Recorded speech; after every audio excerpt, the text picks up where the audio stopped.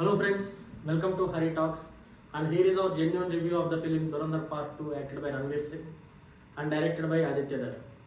So Dhurandhar part 1 already అందరూ చూసే ఉంటారు. ఎటువంటి అంచనాలు లేకుండా రిలీజ్ అయ్యి 1300 కోట్లకు పైగా కలెక్షన్ సంపాదించిన cinema Dhurandhar part 1.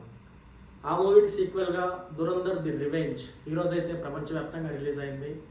So premieres అయితే చూడడం జరిగింది. సో ప్రీమియర్స్ చూసిన తర్వాత అసలు ఈ పార్ట్ 1 క్రియేట్ చేసిన హైప్ని అందుకుందా లేదా, అసలు పార్ట్ 1కి పార్ట్ 2కి ఏవైతే మిగిల్చారో వాటిని మూవీ ఫుల్ఫిల్ చేసిందా, అసలు ఎలా ఉంది మూవీ అనేది కంప్లీట్గా ఇన్ డెప్త్ రివ్యూలో మాట్లాడుకుందాం. ఇక మూవీ స్టోరీ విషయానికి వస్తే, ఏదైతే పార్ట్ 1లో మెయిన్లీ హంజా ఎలా అయితే ఆఫ్ఘనిస్తాన్ నుంచి పాకిస్తాన్ వెళ్ళాడు, అక్కడి నుంచి రెహమాన్ని ఎలా అయితే కలిశాడు, రెహమాన్ని ఎలా చంపాడు, రెహమాన్ దగ్గర ఎలా చేరాడు, ఇవన్నీ పార్ట్ 1లో చూసాం. ఇక పార్ట్ 2లో అసలు ఈ హంజా ఎవరు, మనందరికీ తెలుసు ఇండియా నుంచి వెళ్ళాడని, బట్ ఇండియా నుంచి ఎలా వెళ్ళాడు, సో దేనికోసం అతన్ని పాకిస్తాన్కి పంపించారు, అసలు అతను ఎవరు, అసలు బ్యాక్గ్రౌండ్ ఏంటి, ఇవన్నీ మనం పార్ట్ 2లో చూపించారు. అండ్ అదేవిధంగా పార్ట్ 2లో ఇవన్నీ చూపిస్తూనే రెహమాన్ చనిపోయిన తర్వాత ఈ హంజా రెహమాన్ ప్లేస్లోకి ఎలా వెళ్ళాడు, వెళ్ళిన తర్వాత తన రివెంజ్ ఎలా తీర్చున్నాడు అనేది ఈ మూవీలో చాలా బాగా చూపించారు. అండ్ మెయిన్లీ సినిమాలో పాజిటివ్స్ విషయానికి వస్తే, acting by Ranveer Singh and villain ఎవరైతే చేశారో వాళ్ళ యాక్టింగ్ కానీ, హీరోయిన్ యాక్టింగ్ అండ్ ఎస్పీగా చేసిన ఆ పర్సన్ యాక్టింగ్, ఇలా ఎవరైతే వాళ్ళ క్యారెక్టర్స్ని యాక్ట్ చేశారో వాళ్ళు 100కి 110% వాళ్ళ రోల్స్కి అయితే న్యాయం చేశారు. Mainly the performance by the hero Dhurandhar Ranveer Singh చాలా చాలా చాలా బాగా చేశాడు. Mainly emotional scenes and action sequences, ఇలా చెప్పుకోవాల్సిన సీన్స్ చాలా ఉన్నాయి.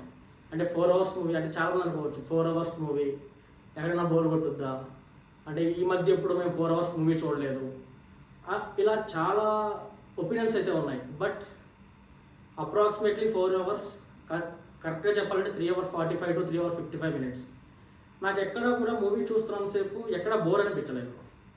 టు సే ఎక్కడ కూడా అనవసరంగా ఈ సీన్ ఉంది, ఈ సీన్ సినిమా ఫ్లోని దెబ్బతీసింది, ఇలా నాకు ఏ సీను కూడా అనిపించలేదు.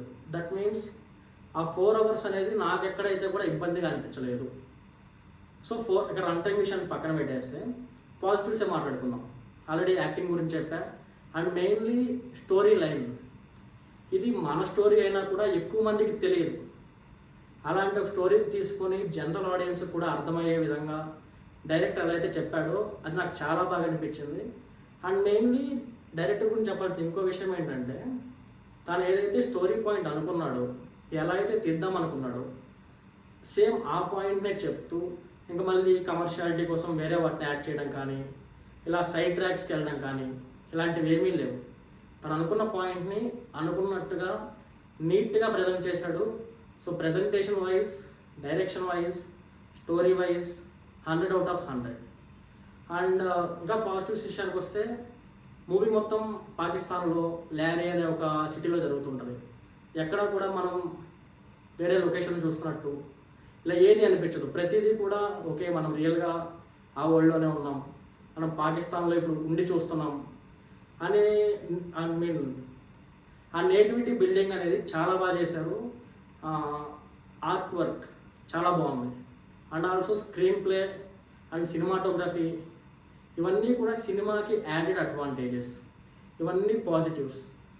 ఇక సినిమా ఎంత బాగున్నా ఏమున్నా కూడా చిన్న చిన్న నెగిటివ్స్ అయితే ఉంటాయి. నేను మెయిన్లీ నెగిటివ్స్ ఫస్ట్ పార్ట్తో కంపేర్ చేసి చెప్తున్నా. Music, when compare to music, part 1 music నాకు చాలా చాలా ఇష్టం. ఇప్పటికీ రిపీట్ మోడ్లో సాంగ్స్ వింటుంటా.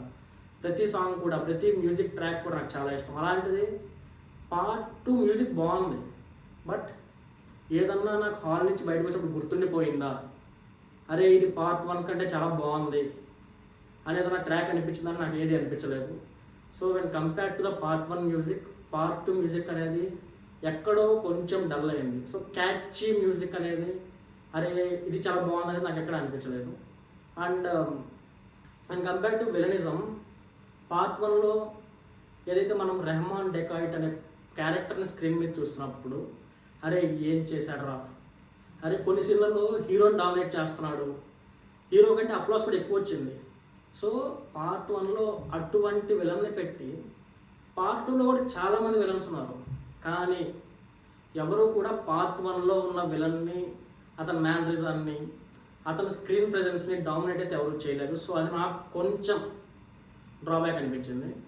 అండ్ ఇంకొక విషయం ఏంటంటే నెగిటివ్ విషయానికి వస్తే ఇంటర్వెల్ ఉంది కదా, ఇంటర్వెల్కి ఒక 10 to 15 minutes ముందు అండ్ ఇంటర్వెల్ తర్వాత ఒక 10 to 15 minutes ముందు సినిమా ప్రొసీడింగ్స్ అనేది కొంచెం స్లో అయ్యాయి.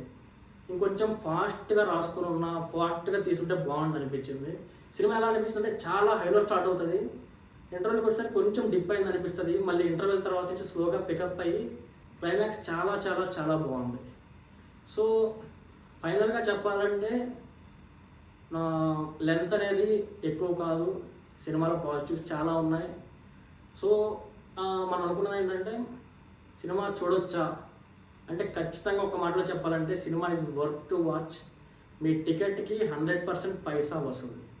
అండ్ ఇక ఫైనల్గా ప్రతి భారతీయుడు తన గుండెల మీద చేసుకొని మా దేశం మీదకి ఎవడైనా ఏదన్నా చేస్తే మేము ఒకప్పుడు ఇది చేసాం, ఇంకెప్పుడన్నా ఏదన్నా చేస్తే ఇంతకు మించి చేస్తాం అని చెప్పేందుకు ఒక భారతీయుడు గర్వంగా తీసిన సినిమాగా నేను ఆ దురంధర్ పార్ట్ 2 అయితే చెప్తాను.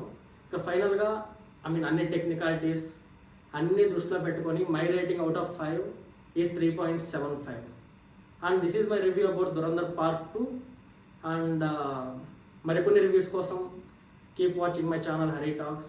అండ్ మీకు వీడియో నచ్చినట్టయితే please like, share and subscribe the video. Thank you.